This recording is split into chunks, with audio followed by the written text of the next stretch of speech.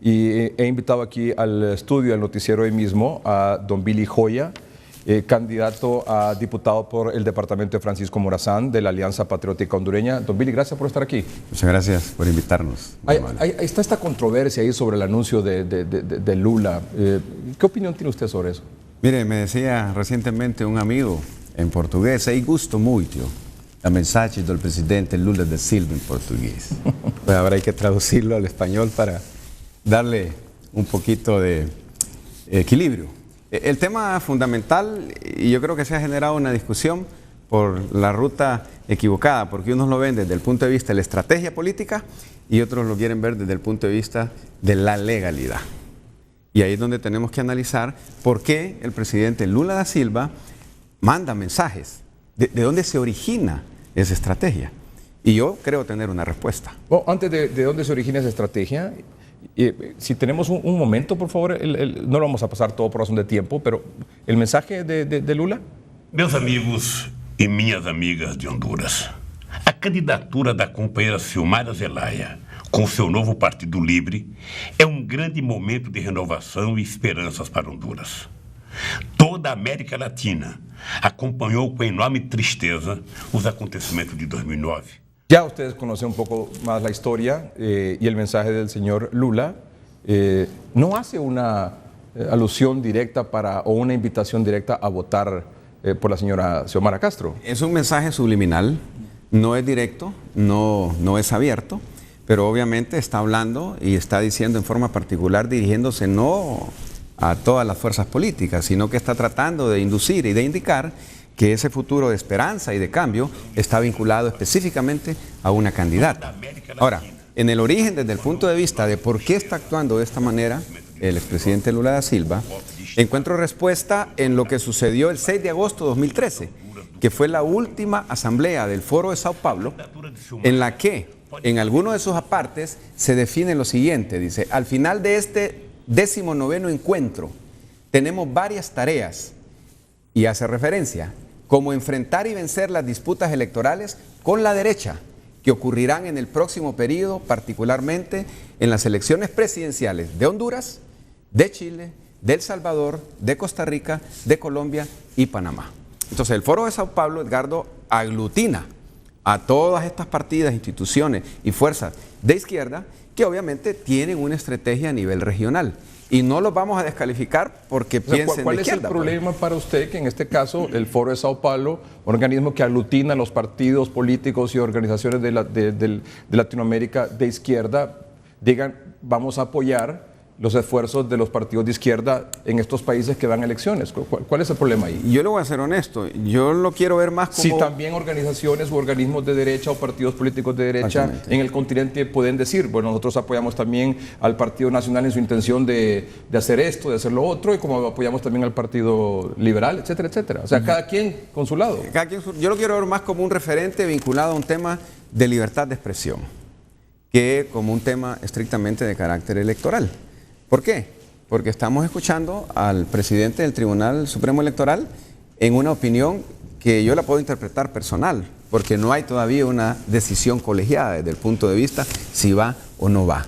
Pero en lo particular yo creo que ni el mensaje del expresidente Lula da Silva ni otros mensajes van a tener la capacidad de cambiar el rumbo de la historia de lo que va a suceder el próximo 24 de noviembre. Un momentito, como el Foro de Sao Paulo, al cual pertenece Lula y el partido de Lula, Claro. Manifestó en esa reunión de agosto que se iban a hacer esfuerzos por apoyar a los partidos de izquierda que en los países que iban a elecciones. Sí. También hizo lo mismo entonces Lula con Nicolás Maduro, hoy presidente de Venezuela y otros presidentes. Escuchemos un momentito, por favor, lo de Maduro.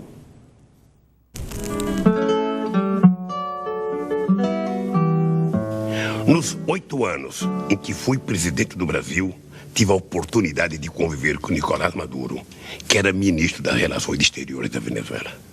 Maduro se destacou brilhantemente na luta para projetar a Venezuela no mundo e na construção de uma América Latina mais democrática e solidária. Teve papel decisivo na formação da Unasul e da CELAC, e sempre foi visível sua profunda afinidade con nuestro querido y saudoso. Bueno, Es prácticamente el mismo mensaje. Es el mismo mensaje. Mire, aquí hay algo que quiero entender desde el punto de vista de lo que es estrategia política. O sea, existe un partido, una institución política que está promocionando este mensaje y que está tratando definitivamente de desvincularse del modelo socialista venezolano a raíz de la crisis económica y social que están viviendo en Venezuela. Y que, dicho sea de paso, ha sido el patrón de modelo de esta fuerza política, Libertad y Refundación, que han venido demostrando que tienen capacidad de seguir. Lula es un ejemplo exitoso de socialismo progresista de avanzada.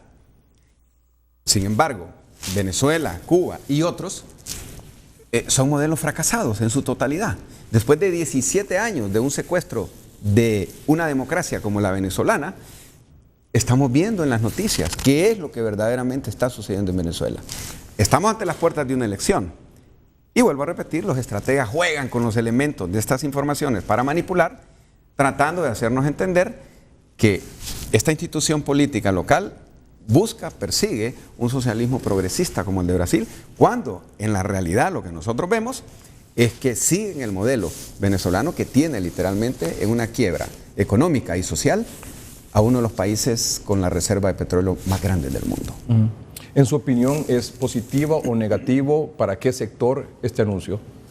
Yo vuelvo a repetirle, yo lo quiero ver desde el punto de vista de lo que es libertad de expresión. Hay una petición de voto subliminal, correcto. Pero bueno, también van a haber alegatos en el sentido que hay campañas y propagandas todavía más fuertes. Y desde ese punto de vista, no creo que el anuncio del expresidente Lula da Silva o el mensaje del presidente Lula da Silva tenga la capacidad de cambiar el rumbo de la historia de lo que se va a escribir aquí en 11 días, el próximo 24 de noviembre. El objetivo, en su opinión, es desmarcarse.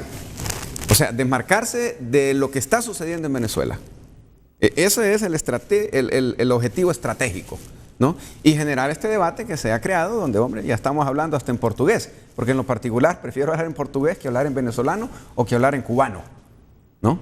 Y bueno, ya todos los medios de comunicación están corriendo la noticia sobre el tema de la discusión del expresidente Lula da Silva y nos estamos desenfocando sobre el tema principal. O sea, ¿cuál es el modelo que verdaderamente está dispuesto a seguir esta fuerza política que ha anunciado y que ha dicho: nuestro primer acto político será peticionar la implementación de una Asamblea Nacional Constituyente? Y ahí es donde está el debate. Y aquí es donde yo puedo descalificar el mensaje del expresidente Lula da Silva cuando está tratando de dar a entender que de ganar esa fuerza política que él apoya, vamos a entrar en un momento de renovación, esperanza y también de democracia y de progreso. ¿Por qué? Porque el tema de una Asamblea Nacional Constituyente, al igual que sucedió, Edgardo, en el 2009, va a volver nuevamente a ponernos en una crisis igual o peor que la de esa época. Y en otro tema, rápido, ¿cree usted, ha escuchado los rumores que se han propagado en barrios y colonias sobre posibles disturbios o hechos violentos el día de las elecciones? ¿Usted teme que eso ocurra? ¿O cree que la policía, en el dado caso, o la Fuerza Armadas, que hay un conato de violencia o de disturbios, tenga la capacidad para desactivarlos, incluso antes de que esto ocurra? Yo creo, Edgardo, que las elecciones más tensas que hemos tenido en la historia democrática de Honduras fueron las recién pasadas. Porque veníamos saliendo de una crisis de división y una crispación política y social tremenda. Y las elecciones pasaron como debían pasar. En lo particular, creo que el proceso de votación, que dura prácticamente desde las 6 de la mañana hasta las 6 de la tarde, se va a desarrollar con mucha tranquilidad. Los problemas se pueden dar a partir de que si, por ejemplo, viene una falla en el sistema que hace la transmisión de las actas escaneadas, eso automáticamente le genera un velo de duda al proceso y también le genera un velo de duda al resultado que el tribunal posteriormente tenga que dar.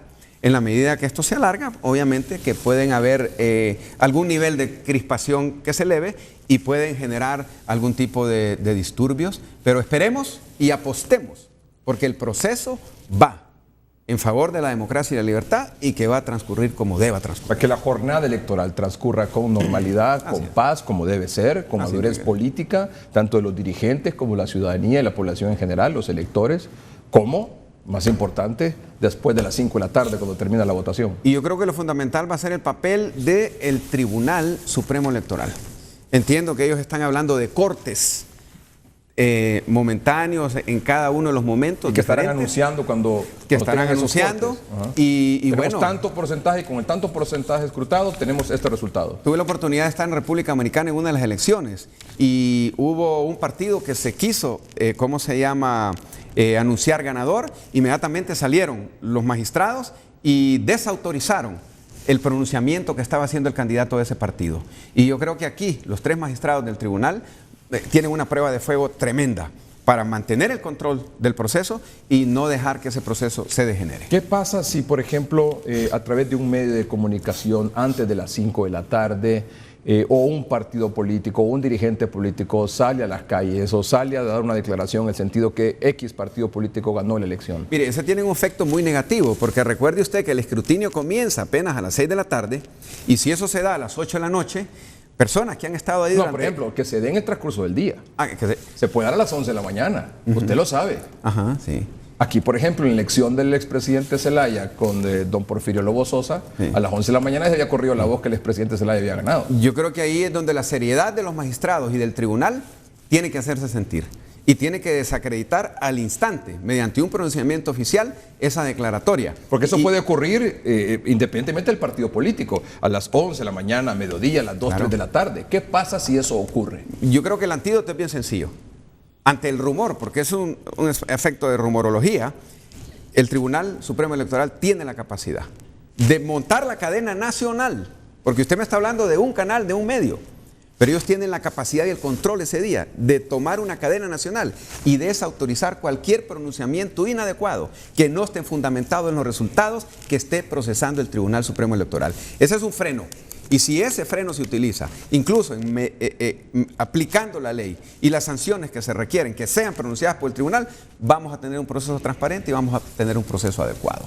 ¿Usted cree que el tribunal, por ejemplo, debería emitir un comunicado en el sentido de que los observadores, es decir, que nadie de los observadores que están acá actualmente y de los que vienen, aproximadamente serán unos 700, los internacionales, un comunicado en el que les digan, mire señor, las reglas del juego son estas y ninguno de ustedes tiene por qué estar dando opiniones ni a favor ni en contra de un candidato presidencial o un partido político? Edgardo, entiendo que hay un convenio suscrito entre el Tribunal Supremo Electoral y cada una de las delegaciones de observadores, y eso que usted está mencionando ya es parte de las prohibiciones tácitas, en el sentido que un observador no tiene la capacidad de involucrarse, por ejemplo, en el proceso de escrutinio, no puede ver cuando una persona está votando y menos aún, no puede pronunciarse durante el proceso, sino que al final, mediante informes escritos, ellos tienen la obligación de ser recurrentes con lo que pudieron observar en función de todo el proceso, fundamentalmente.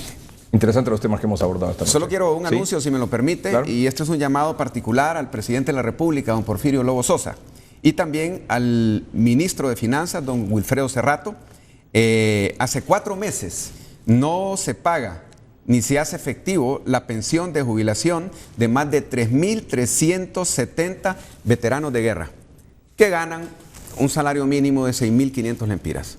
Yo creo que haber defendido la patria en aquella época y tener ese derecho legal de tener esa pensión merece la atención y el cuidado del Estado, porque repito, van por el 5.º mes, ¿no? Ya hay gente mayor, muchos de ellos con dificultades y con problemas de salud, y repito, tienen 4 meses. Por eso hago una excitativa al presidente de la República y al ministro de Finanzas, Wilfredo Serrato, para que atiendan el clamor, en este caso particular, de los veteranos de guerra que tienen 5 meses sin recibir su pensión de jubilación.